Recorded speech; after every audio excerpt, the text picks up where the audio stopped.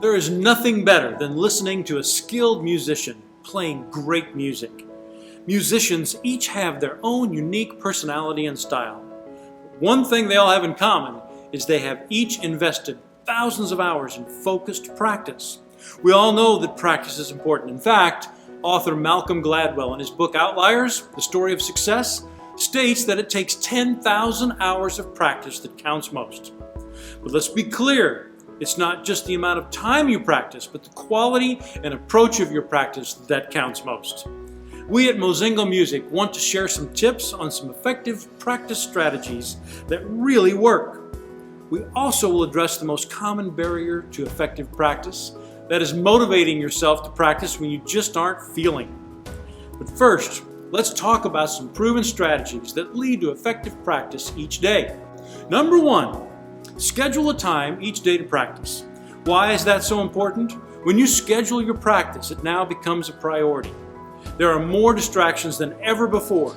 Scheduling is the first step to undivided attention to your practice session. It will get easier. Why? Because your practice becomes a habit. It becomes more automatic, meaning it is less likely you can be derailed due to lack of motivation. All right. Can't wait to practice that lick. I can't forget to tune her up. Who needs a headstock tuner?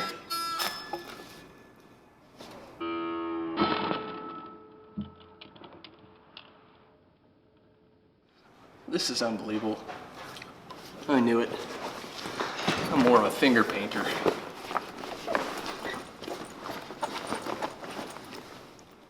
I know exactly where this is going.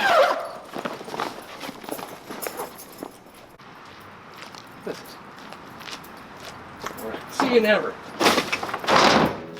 Number 2, have an assigned place to practice that is free of distractions. Make sure you have all the necessary supplies you need and ready to reach. And put your cell phone in flight mode. Number 3, have a clear understanding of what you are trying to accomplish each session. Be deliberate about staying focused on your practice goal.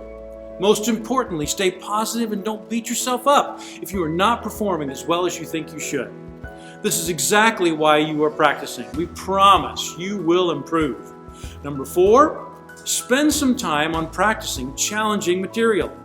But pick things that are within your reach. This will help you focus and improve your overall performance. Number 5, reward yourself when you accomplish your ultimate performance goal. 3 words for you. Treat yourself. Tie in the results and hard work to a pleasant experience. Persistence is the key to success. Okay, let's tackle the biggest hurdle all people face when trying to master anything in life. Lack of motivation. It happens to everyone. We thought it would be interesting to ask our teachers at Mozingo Music, all great musicians in their own right, the strategies and tips they use when they don't feel pumped about their own practice. The one thing that really motivates me to practice is having a deadline. So, for example, the past few months I have been preparing for a wedding I was playing for, and that deadline was my motivation. I knew I had to practice this music because it was very difficult and I needed to get it done by a certain date to have it before rehearsals. So, if you want that motivation, set yourself a deadline, whether it's a concert, whether it's a playing test, whether it's solo ensemble, whatever it is, have a deadline. Okay, the first thing to get motivated to practice is you need to have the desire to get good.